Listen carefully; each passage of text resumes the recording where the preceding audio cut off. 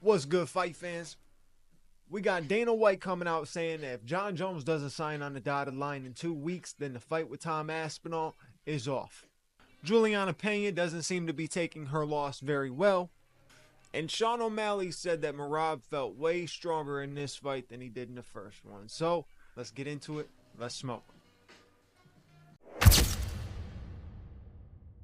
Welcome back to another episode of Combat and Kick It. Like I said, talking about Jon Jones, talking about Juliana Peña, talking about Sean O'Malley, and we might even do a slight little preview of this weekend's main event. But let's get into this straight up. Jon Jones and Tom Aspinall, I have talked about this endlessly. I talked about this matchup the same way that at one point I was talking about the Michael Chandler-Conor McGregor matchup, where I continuously kept coming through making episodes about like an imaginary matchup that will never ever happen. And that's basically what we're getting. The fact that Dana White is even giving this man 2 more weeks to sign on the dotted line. This ridiculous. The man has held the belt for over 700 something days, the longest reigning UFC heavyweight champion with 1 title defense. You're giving this man 2 more weeks to sign on the dotted line. It's clear as day he's not going to fight. And if he signs on the dotted line, it's going to be the last day of them 2 weeks because he's petty. Jon is one of the pettiest fighters on planet Earth. All right? And I ain't trying to hate on Jon Jones. But at the same time, facts are facts. The man's freaking petty. Petty enough to stall out an entire division because one guy talked shit. And think about it. Tom didn't even talk shit. He actually came through with one of the nicest, most kind ways to call somebody out. My man said, "Hello, John. Hello, John." Dude came through like Wonder Boy with that call out. But John took it personally. John takes everything personal, right? He took that one personally. And instead of taking the fight and accepting the challenge and going out there and possibly beating another generation of fighter, he just avoids, stalls out the division, plays petty, goes for the Stipe fight, talks how he wants a Francis Ngannou fight, all the BS. At the end of the day, Dana White, don't even give this man 2 more weeks. Strip him of the belt and let's move on with it. Simple as that. Let's move on with it. 2 weeks. 2 weeks. 2 weeks. Was he giving you a 2 week notice? No. Get out of here. Get out of here. It's trash. Give him 2 weeks.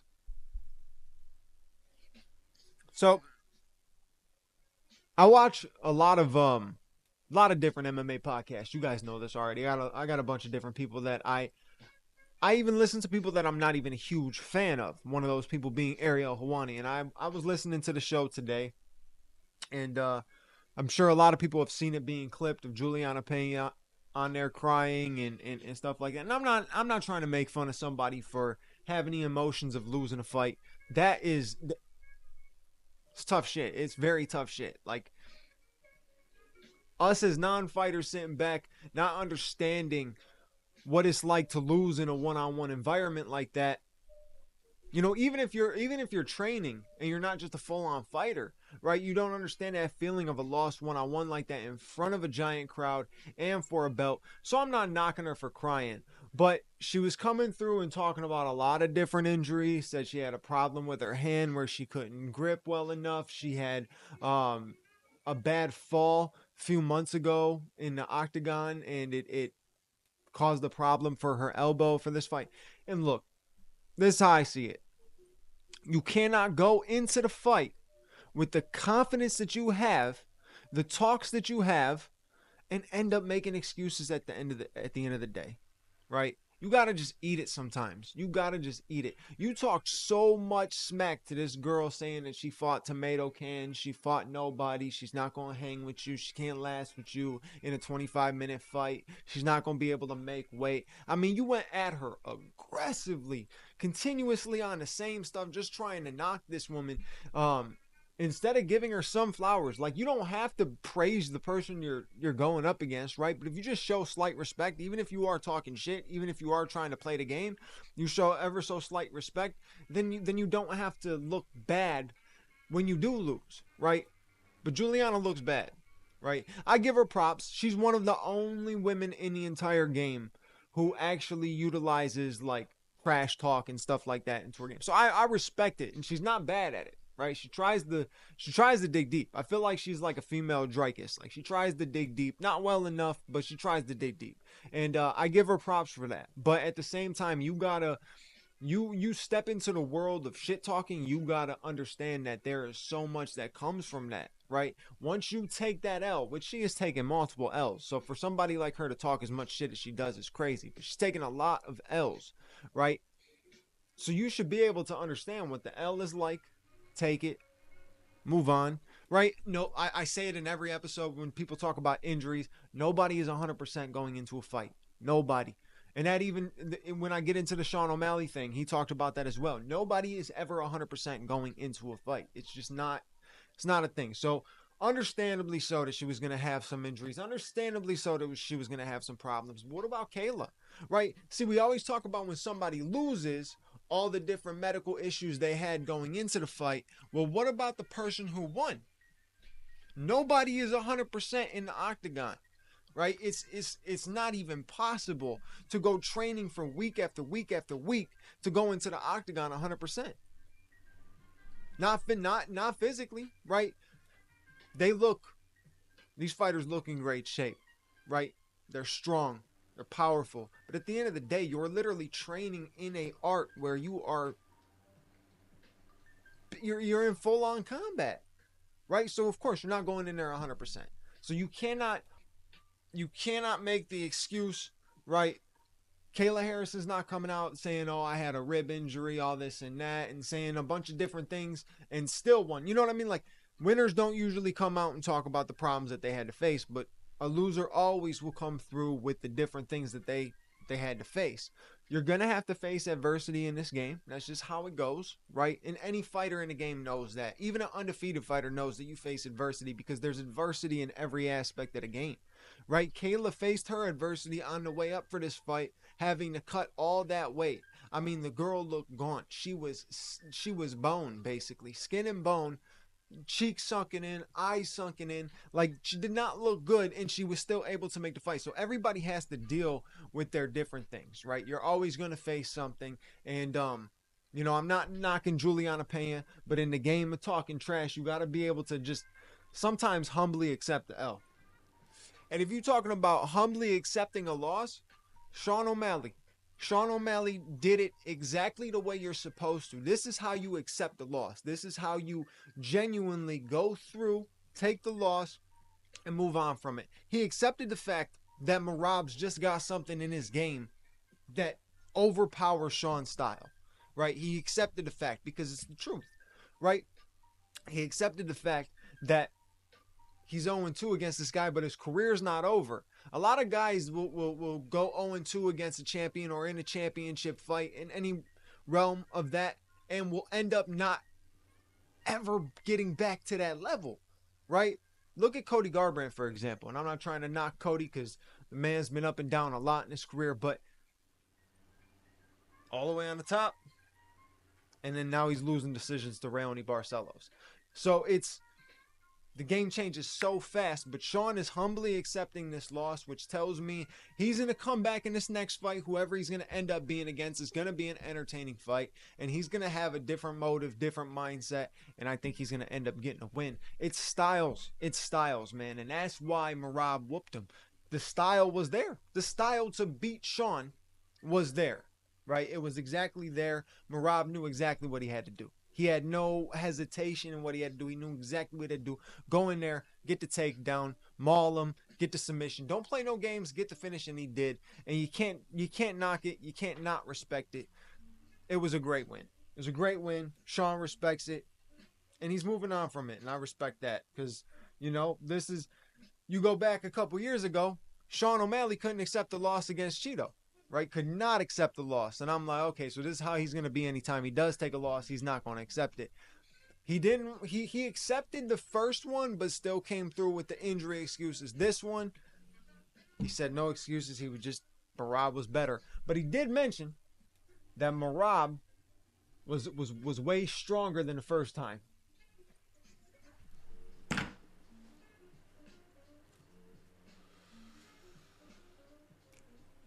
I can make accusations all day. Not going to, but I can. I can make accusations all day. Insane cardio, insane pressure, lots of power and strength, and now is getting stronger than he was in his last fight, which was just a few months ago.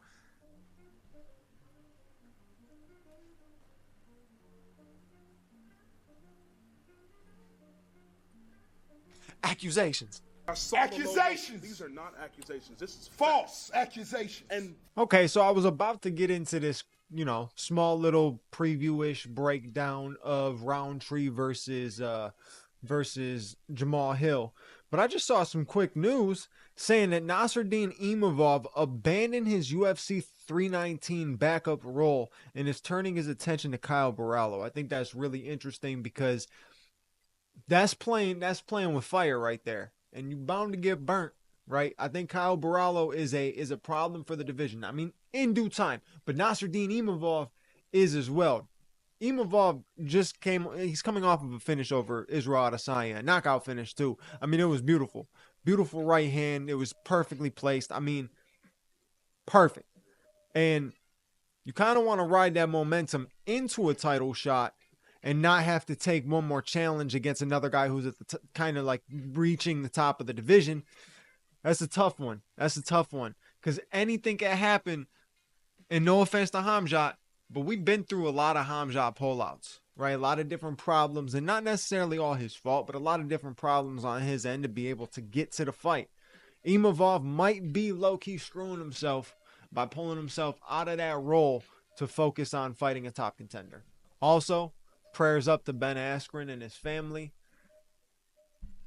We hoping you get better, dog. The MMA community is hoping you get better. We praying for you.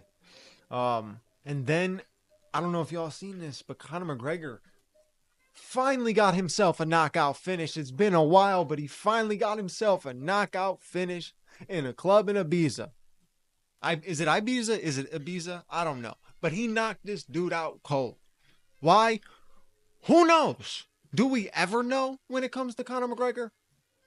No. We don't.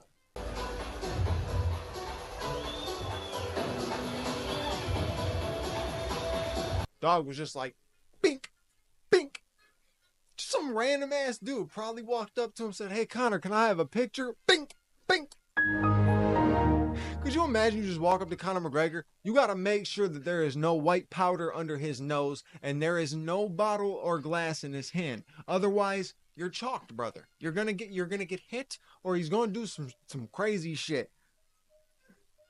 But just to add on to all the bullshit for him, there's another. What would DJ Khaled say? Another one. All right, let's get into this quick little preview. Roundtree versus Jamal Hill.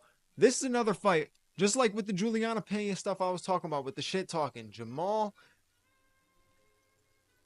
even though he's not directly full on talking shit to Khalil, he has said multiple times that he can knock Khalil Roundtree out, that he's better than Khalil Roundtree, that he could beat him, that Khalil can't beat him, that anybody that is expecting Khalil to beat him is whatever, all the stuff, right? He's got to back his stuff up in this fight. Now, Khalil has gained a lot of respect from a lot of fans after going in there and putting on that performance against Alex Pereira. Very tough performance. He went in there. He fought a great fight. He made it a fun and exciting fight, exactly how we expected it to be. And he actually went in there as a warrior, went out on a shield, everything like. He got a lot of respect from fans for that fight. Honestly, a fight that a lot of people didn't even think that he should have been in the first place, but he got it, right? He got the title shot. He went in there. He put on a great performance. If he can take that and go knock out Jamal Hill, the rest of the division is going to be screwed against Khalil Roundtree. If you're looking at this, Jamal should be able to win this fight. Jamal's awkwardness should be able to get him to be able to connect a shot. And it's not impossible to knock Khalil Roundtree out. But if Khalil finds any success with the kicks, any success with the Muay Thai, it could be a rough one for Jamal, right?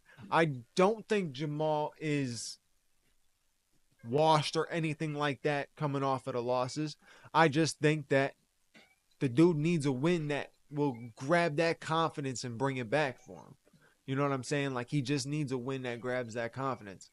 Yuri wasn't going to be that guy. You know what I'm saying? Like, you can't build your confidence off of Yuri. That's not going to happen. But Khalil Roundtree, possibly. You know what I mean? Like, potential. Right? You guys built a little bit up, too, with this, with Jamal talking shit to him, or not to him, but about the fight and stuff like that. It's a great fight. It's a great fight. It's going to be a very exciting light heavyweight fight for as long as it lasts. But somebody, I promise you, somebody is getting KO'd. I would say it's going to go over 2.5. Somebody is going to get finished in late third. That's my prediction. That really is my prediction. Somebody's going to get finished in the late third. Instead of telling you that Jamal's going to win or Khalil's going to win, I don't know who the fuck is going to win. But someone getting their ass knocked out. My predictions are so far off sometimes. Somebody's getting submitted in this fight. It's going to be a draw. Doctor stoppage. Tell you what, it could be any possible outcome. How about that? That way I can't be wrong. Anything can happen. No. But I do think it's going to be a scrap for as long as it happens. And if we are blessed enough to get that for 5 rounds, stay in front of TV. I have a very, very good feeling that this is going to be an exciting fight. Like I said, I don't know who is going to win the fight, but it's going to be exciting. That's my prediction at the end of the day. It's going to be exciting. It's going to be over 2.5, but someone's getting finished in a late third. I promise that. No, I don't promise it. I don't promise any predictions. Maybe somebody gets finished in the 4th, late 4th, early 5th, late 5th. I'll give you every outcome, though. I appreciate you guys for watching this episode. You know what to do. Like, comment, subscribe, hit the bell notification button so you know when the next episode is out. And I'll catch you in the next episode. Your boy Bando is out.